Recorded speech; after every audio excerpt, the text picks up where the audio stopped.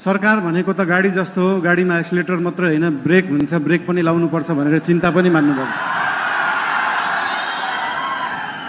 त्यस्तो चिन्ता चाहिँ लोकल रोडहरूमा हिँड्दाखेरि गाडी सिधा गइराख्दाखेरि कहिले लेफ्टबाट गाडी आउँछ, कहिले राइटबाट मान्छेहरू आउँछ।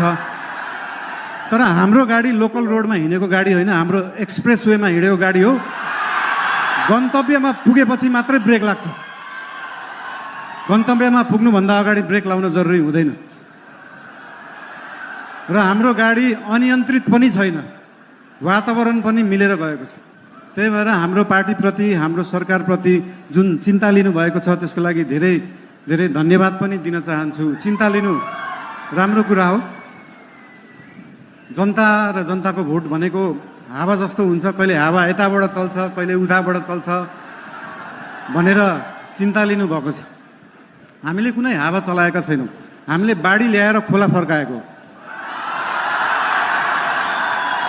र खोला एकचोटि सिधा बाटो आफ्नो सही बाटोमा फर्किएपछि निरन्तर त्यही बाटो बगिरहन्छ।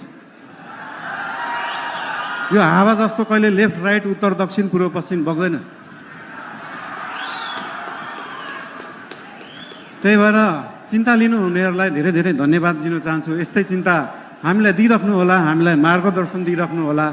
मेरो एकजना अनन्य मित्र, उहाँ अहिले हुनुहुन्न, उहाँले सधैँ भन्नुहुन्थ्यो मलाई, मैले म्युजिक गर्दाखेरि, बालिन स्पटलाइटमा आउन सहज हुन्छ तर त्यो स्पटलाइटलाई मेन्टेन गर्न गाह्रो हुन्छ सधैँ। त्यस्तै चिन्ता आज यहाँ हाम्रा आदरणीय नेतागणले पनि लिनुभएको छ। त्यो स्पटलाइटमा राष्ट्रिय स्वतन्त्र पार्टी आएको छ, 2 तिहाई आएको छ, यो मेन्टेन गर्न गाह्रो हुन्छ। तर यहाँहरू सबैलाई म के भन्न चाहन्छु भने हामीले स्पटलाइटमा हामीले ल्याएको होइन, जनतालाई ल्याएको हो। र जनता सधैँ स्पटलाइटमा थियो, स्पटलाइटमा छ, स्पटलाइटमै रहन्छ। हामीले दिएको प्रकाश नेतालाई दिएको प्रकाश होइन। हाम्रो सूर्य नेताप्रति मात्रै चम्किँदैन, हाम्रो सूर्यले जनतालाई प्रकाशित गर्छ। त्यही भएर यो जनता सधैँ अगाडि नै रहन्छ। र आज पार्टीप्रति आज